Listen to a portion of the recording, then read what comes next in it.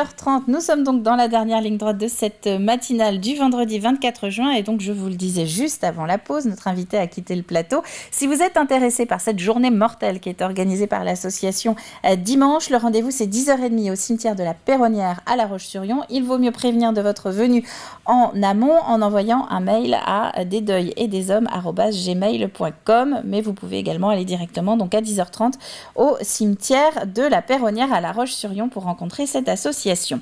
Voilà pour les informations pratiques. Maintenant, de quoi parle-t-on dans les 30 prochaines minutes ? Eh bien, dans le journal, nous parlons par exemple de cette période qui est toujours un petit peu stressante pour les écoles puisque juin rime comme chaque année avec deuxième vague de la carte scolaire, c'est-à-dire que la liste des ouvertures et des fermetures de classes à la rentrée prochaine se précise.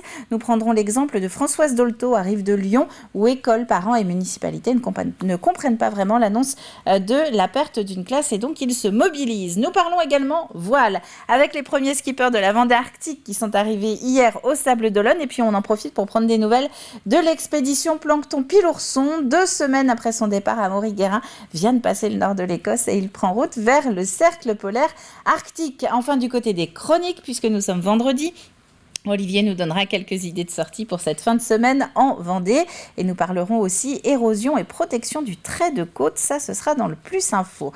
Avant de développer tout ça, la météo de cette fin de semaine. Eh bien, c'est une nouvelle journée instable qui s'annonce. Vous le voyez sur la carte avec dès ce matin, et d'ailleurs ça a commencé dès cette nuit, des averses un petit peu sur tout le département. Le vent forcit un petit peu par rapport à hier. On passe à 30-40 km/h et il fait plutôt doux en revanche, 15 à 17 degrés. Cet après-midi, moins de pluie, mais toujours des nuages et toujours quand même des averses ponctuellement sur le territoire. Il y aura également un front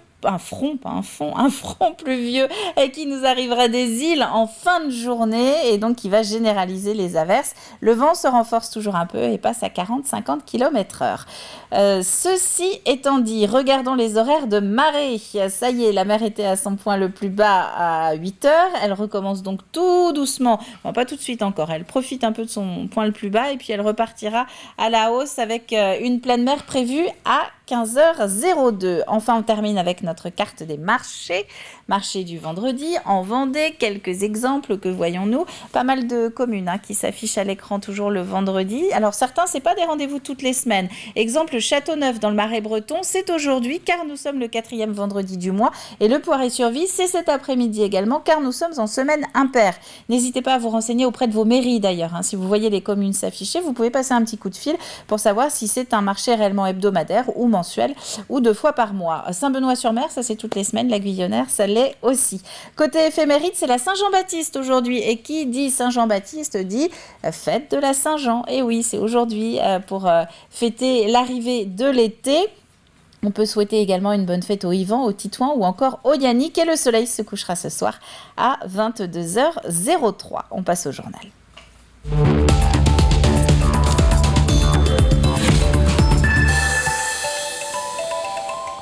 La fin de l'année scolaire est donc en vue pour les plus jeunes vendéens, mais pour les établissements du primaire, c'est aussi un peu le moment de vérité. La deuxième phase de la carte scolaire est connue depuis quelques jours. On commence donc à avoir une idée un peu plus précise de la répartition des effectifs à la rentrée de septembre. 26 ouvertures de classes sont pour l'instant annoncées. Exemple à la Chapelle-Hermier, à Palluau, Douai-les-Fontaines ou encore Cugand.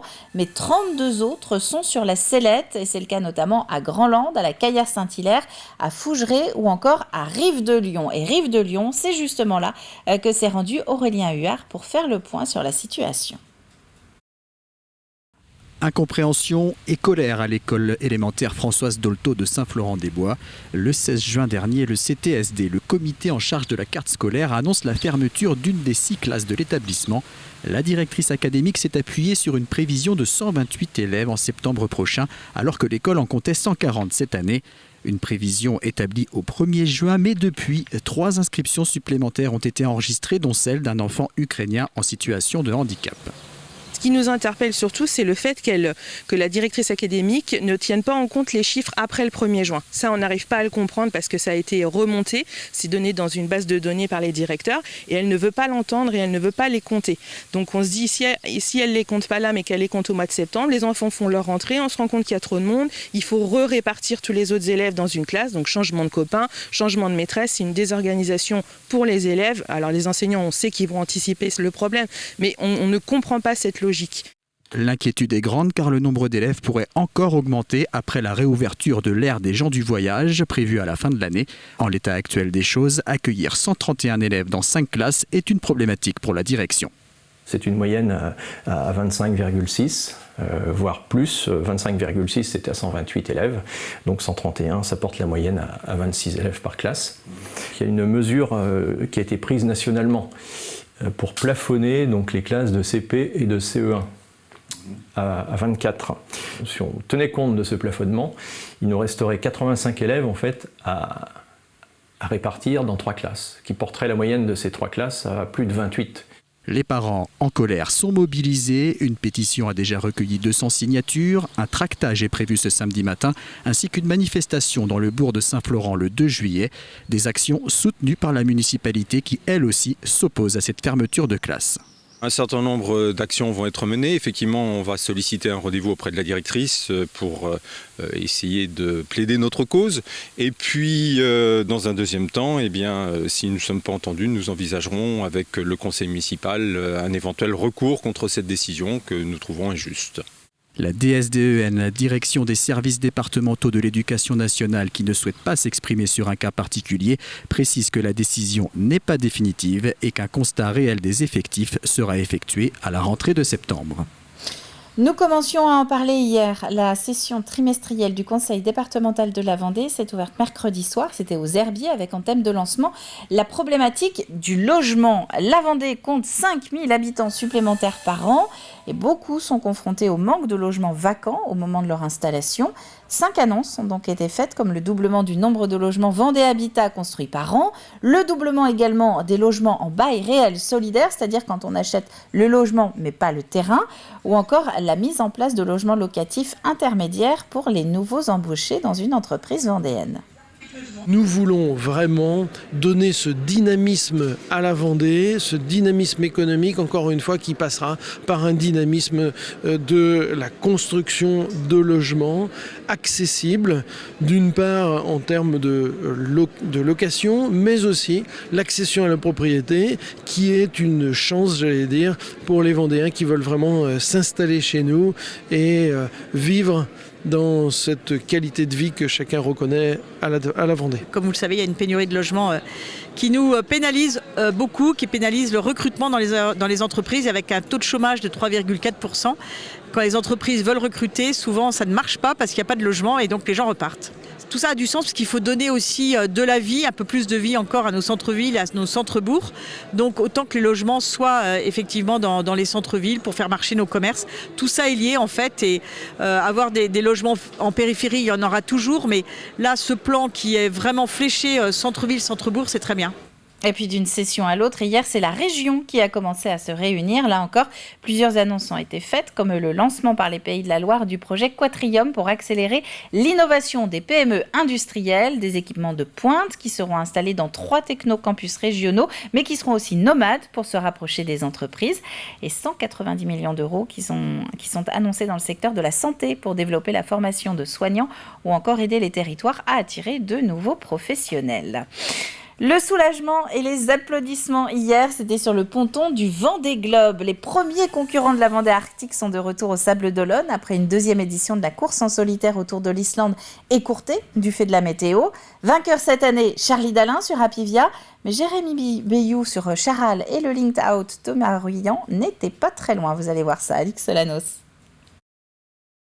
C'est une arrivée et une course qu'il ne risque pas d'oublier. Car rien ne s'est passé comme prévu pendant cette Vendée Arctique à qui la météo a joué bien des tours jusqu'à stopper la course sans pouvoir faire le tour de l'Islande. En tête depuis le début, c'est Charlie Dalin qui a franchi la ligne d'arrivée virtuelle le premier et signe ainsi sa 2e victoire consécutive en solitaire de cette saison. Il n'y avait pas le rituel classique de la ligne d'arrivée, donc c'était un peu spécial, quoi. Et puis donc il y a eu ce passage de ligne virtuel, et puis après l'annonce de la victoire, et voilà, on ne me rendait pas du tout compte de rien, et voilà, là ça je commence un petit peu à me rendre compte. Quelques minutes après le skipper d'Apivia, c'est Jérémy Bayou qui arrive à son tour. Et même si le compétiteur est un peu frustré de cette deuxième place, il reconnaît que la décision de stopper la course était nécessaire. Au moment, il faut savoir dire stop. Et voilà, ce qui est bien, c'est que c'est la direction de course qui a pris les bonnes décisions pour nous. Et aujourd'hui, ou demain, tout le monde va être à bon port. Voilà, il y a des bateaux un petit peu abîmés, mais c'est que des bateaux, donc voilà, c'est comme ça. À peine arrivé, le skipper de Charal a déjà la tête dans sa prochaine course et surtout son prochain bateau. Et il n'est pas le seul. 3e sur le podium, Thomas Ruyant analyse déjà ses erreurs et se projette pour la suite. La saison est loin d'être finie. C'est vrai que l'objectif principal pour moi cette année, il y a la Vendée Arctique évidemment, mais la route du Rhum reste le gros objectif. Donc voilà, je sais quoi travailler avec l'équipe aussi. Ce qui est bien, c'est que je reviens avec un bateau en super état. On va essayer d'encore progresser pour essayer de renouveler des arrivées en tête. C'est tout ce que je me souhaite, ce que je souhaite à l'équipe. Tous ont évidemment dans un coin de leur tête le Vendée Globe 2024. La Vendée Arctique était la première des 5 courses qualificatives pour l'Everest des mers. Et il reste encore 2 skippers en approche, Nicolas Lundven et Kojiro Shirashi, qui sont pour le moment au large de la Bretagne. Puisque nous parlons voile, et bien des nouvelles aussi d'Amaury Guérin. Le jeune skipper s'était lancé le 11 juin dernier à l'assaut du Cercle polaire arctique, lui aussi, mais avec des escales et de l'assistance. Le but de ce voyage, faire notamment des prélèvements de plancton pour les envoyer ensuite en laboratoire. Il vient de quitter le nord de l'Écosse, direction le Cercle polaire, mais il est toujours en phase de mise en route. Écoutez. Je peux avoir des premiers résultats déjà, c'est-à-dire que je peux avoir des images du plancton, je peux avoir des statistiques aussi de concentration du plancton. Mais en revanche, sur mon voyage aller en tout cas, il ne va pas y avoir d'exploitation de ce qui a été collecté dans un but scientifique. C'est-à-dire qu'on va uniquement valider que l'échantillon soit bien conforme, mais on ne va pas essayer d'en faire quelque chose. Le but, c'est uniquement vraiment de valider le bon fonctionnement des outils, de valider leur ergonomie et ensuite pouvoir faire des prélèvements avec plusieurs bateaux. Et nous allons revenir sur la terre ferme pour terminer avec un élément du paysage vendéen qui peut paraître tellement commun qu'on ne le voit plus vraiment. Et pourtant, les haies bocagères ont été en passe de disparaître complètement dans les campagnes avant de rappeler il y a quelques années leur rôle primordial et la nécessité de les protéger. Regardez le reportage et les explications de Simon Filippo. Au bord des routes, des chemins, des habitations, des champs, elles font partie de notre paysage. Elles, ce sont les haies bocagères. Considérées gênantes par certains, un peu oubliées et même arrachées parfois, elles ont pourtant de nombreux avantages et bienfaits souvent méconnus. La régulation de la température, régulation de l'hygrométrie, aussi ça va vraiment travailler sur enlever les effets néfastes du vent. On estime qu'une haie va protéger la culture ou alors le lotissement qu'il y a derrière sur 10 à 15 fois sa hauteur. Donc une haie de 15 mètres de haut va protéger plus de 150 mètres derrière des effets néfastes du vent. Les bocagères sont aussi des alliés des agriculteurs en participant notamment à la protection naturelle des cultures. Ils sont d'ailleurs de plus en plus incités à en replanter et peuvent même bénéficier pour cela de soutien financier. Sur les cultures, sur l'exploitation, donc ça permet de faire venir les auxiliaires et de garder la biodiversité. Et puis autre chose, c'est par rapport à l'élevage sur les vaches allaitantes, ça permet de faire des barrières naturelles, des coupe-vents et puis de l'ombre surtout. Les bocagères sont aussi de plus en plus présentes en milieu urbain, ce qui peut les fragiliser. Pour qu'elles perdurent, il faut donc les entretenir et pas de n'importe quelle manière. C'est une vraie technicité, là, les bocagères. Moi, je préfère très largement quand il y a un plan de lotissement décidé, que la haie bocagère soit pleinement partie de la collectivité, pour que l'entretien soit fait par des professionnels. On sait très bien que ça peut devenir un coût, une charge, donc ça peut être néfaste pour la haie. Le fait que ça soit entretenu par une collectivité et avec des professionnels, ça va assurer tous les bienfaits écosystémiques de la haie. Pour un particulier, eh bien, je forme aussi des CS arboristes grimpeurs. Certains sont maintenant à leur compte et sont largement capables de répondre à des problématiques à l'échelle du particulier. Vous l'aurez compris, les haies bocagères sont de véritables atouts pour notre écosystème. Elles vont donc continuer à dessiner le paysage de notre campagne, mais aussi de nos villes. Voilà ce qu'on pouvait dire pour le journal de ce vendredi matin. Nous allons maintenant retrouver Fanny Poirier. Elle est du côté de Saint-Gilles-Croix-de-Vie aujourd'hui pour le bulletin météo de cette fin de semaine et juste après les dernières chroniques de la matinale. Bonjour à toutes et à tous, bienvenue dans cette nouvelle météo estivale. Je suis aujourd'hui à Saint-Gilles-Croix-de-Vie. Vous le voyez, le temps est plutôt clément et ça va se gâter pour les jours à venir. On s'intéresse justement au vendredi 24 juin. En matinée, les averses vont résister sur l'ensemble du département. Côté température, on compte 18 degrés le long du littoral et 15 à 17 degrés pour l'intérieur des terres. Dans l'après-midi, eh bien, ces averses vont résister puis elles vont s'estomper petit à petit avec un ciel qui va rester tout de même nuageux. Côté Mercure, on compte 20 degrés sur le littoral, 21 pour l'intérieur des terres. On passe aux 3 jours suivants. Samedi, le week-end va débuter sous un ciel bien nuageux et pluvieux. Les averses vont résister dans l'après-midi. Côté température, on compte 14 à 20 degrés de moyenne. Dimanche, les averses résistent en matinée, puis le ciel va devenir de plus en plus lumineux pour le reste de l'après-midi. Comptez 13 à 20 degrés côté température. Enfin, lundi, le début de semaine débute sous les nuages, puis dans l'après-midi, eh bien, ça va s'éclaircir. Côté température, on compte 13 à 22 degrés. Retour à notre vendredi 24 juin. Très belle fête à tous les Jean-Baptiste. La mer est agitée. Attention, coefficient de marée 51 et 53 et l'indice UV sera de 6. Je vous souhaite à toutes et à tous de passer une excellente journée. On se retrouve très bientôt sur TV Vendée pour un nouveau point météo. Voilà donc pour le petit point météo de ce vendredi. Nous parlions des haies à protéger en fin de journal. Eh bien, le Plus Info s'intéresse lui aujourd'hui aux traits de côte. Là encore, c'est un élément du paysage qu'il faut préserver. Son érosion et donc l'avancée de l'océan sur la Terre est inexorable, mais peut-être ralentie. Regardez.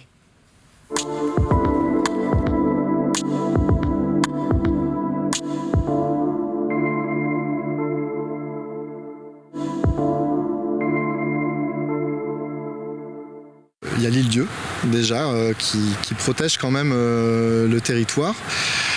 Et puis surtout il y a la forêt domaniale. C'est que le littoral du Pays de Mont est très peu urbanisé, en tout cas sur sa zone proche. On a 2300 hectares de forêt domaniale.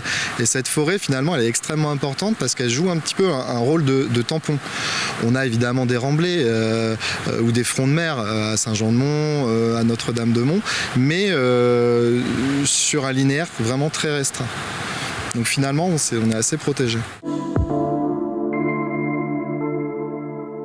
Alors ce rechargement, on profite d'une opportunité puisqu'on est juste à côté du goulet de Fromentine et le département de la Vendée fait plusieurs fois par an du dragage au niveau du chenal pour permettre la navigation des bateaux. Et ils nous mettent gratuitement ce sable à disposition. Donc c'est à peu près, ça dépend des années, entre 15 000 20 000 mètres cubes qu'on vient mettre ici chaque année sur cette plage. Elle est toujours en érosion, mais ça permet d'avoir des profils un peu plus doux et ça permet à la dune de résister un peu mieux à l'assaut des océans.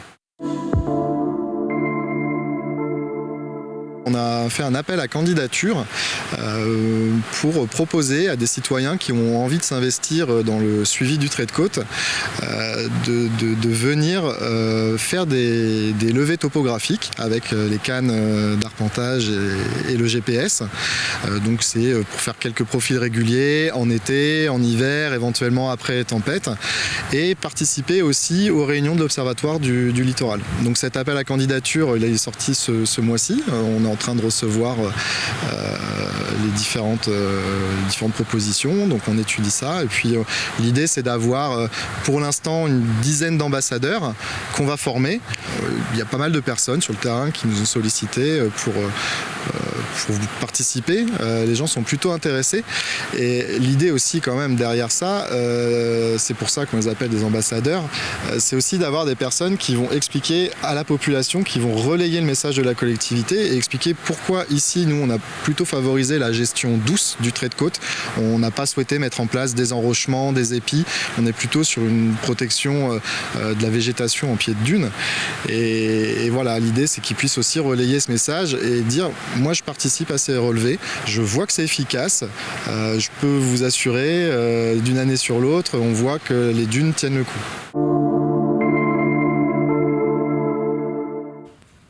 Et si vous voulez participer vous aussi à cette surveillance du trait de côte, il y a également le programme Coast Snap qui est arrivé récemment à Noirmoutier et Saint-Jean-de-Mont. On en a parlé dans les JT il y a quelques semaines. Ce sont des stations fixes pour prendre une photo du littoral et l'envoyer ensuite sur une base de données bien précise. Toutes les infos, c'est sur coastsnap-pays-de-la-Loire.univ-nantes.fr. On passe aux sorties.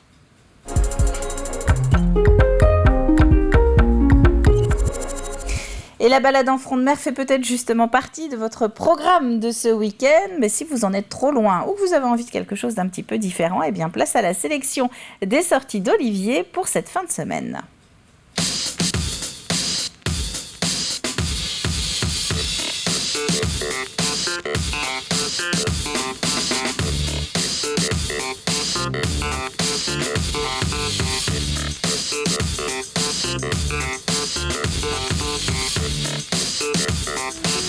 Enguirlandé de lumière, loupiote de grand-mère, bienvenue sur le bateau, la guinguette des loupiaux. Nous sommes sur un bateau qui navigue sur les flots du guide les loupiaux. Au rythme de la rumba, je sens mon cœur qui bat et je danse quelques pas. Et 1, et 2, et 3, 4 pas, 5, et 6, et 7, 8 pas, et stop!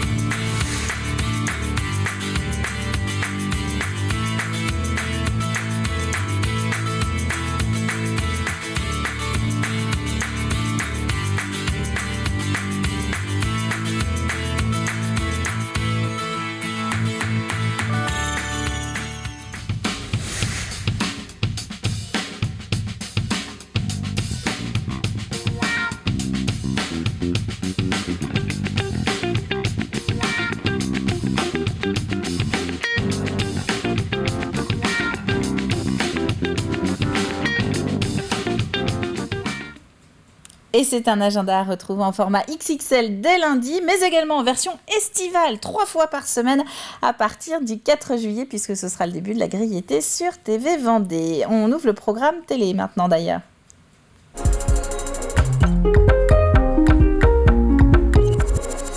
Avant de vous dévoiler justement un petit peu les programmes de l'été que vous allez pouvoir retrouver dans les prochaines semaines sur l'antenne, un petit goût du programme de demain.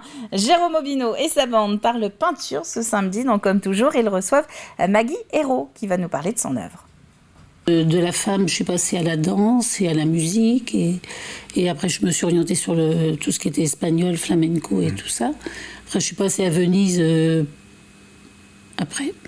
Et puis, c'est en fait une toile en amène une autre. C'est ça. En fait, une toile est terminée. Enfin, elle n'est jamais terminée. Jamais. C'est vrai. Et en fait, la création, c'est ça. On fait pas des œuvres, on fait une œuvre qui, en fait, tout au long de la vie, je pense. Ouais.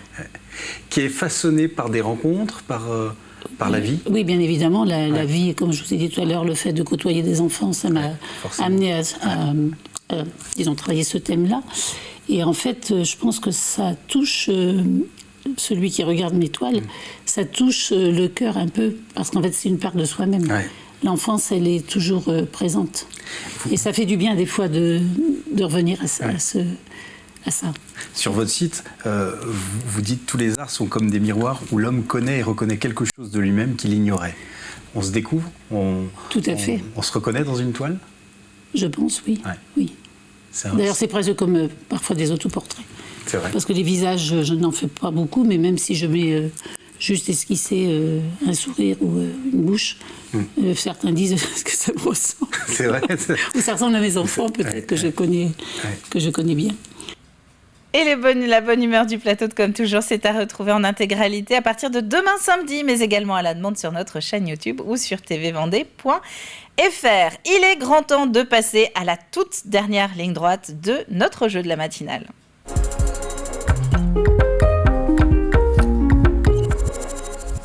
Il ne vous reste plus que quelques heures donc pour trouver la réponse à notre question. Sur quelle commune se sont retrouvés ces enfants de Charente-Maritime, des Deux-Sèvres et de Vendée pour présenter leurs travaux de préservation du marais Poitevin. Sur quelle commune ils se sont retrouvés? C'était il y a quelques semaines. L'indice du jour: son abbaye royale ne peut vous laisser de marbre. Son abbaye royale ne peut vous laisser de marbre. À la clé, il y aura 2 bonnes réponses tirées au sort parmi toutes vos bonnes réponses qui vont arriver en tas sur tvvendée.fr. Ces 2 gagnants repartiront respectivement avec 2 places, d'une part pour le concert de Camille, d'autre part pour le concert de San Severino du festival Réveillons-nous, qui sont des concerts à l'aube organisés sur le Pays de Mont à partir de mi-juillet. C'est la fin de cette matinale. Merci à vous de l'avoir suivi. Maintenant, on se retrouve lundi à 7h. C'est le moment de régler vos montres. On sera en direct et d'ici là, très bonne fin de semaine à vous tous sur TV Vendée, comme en Vendée tout court. Et à lundi!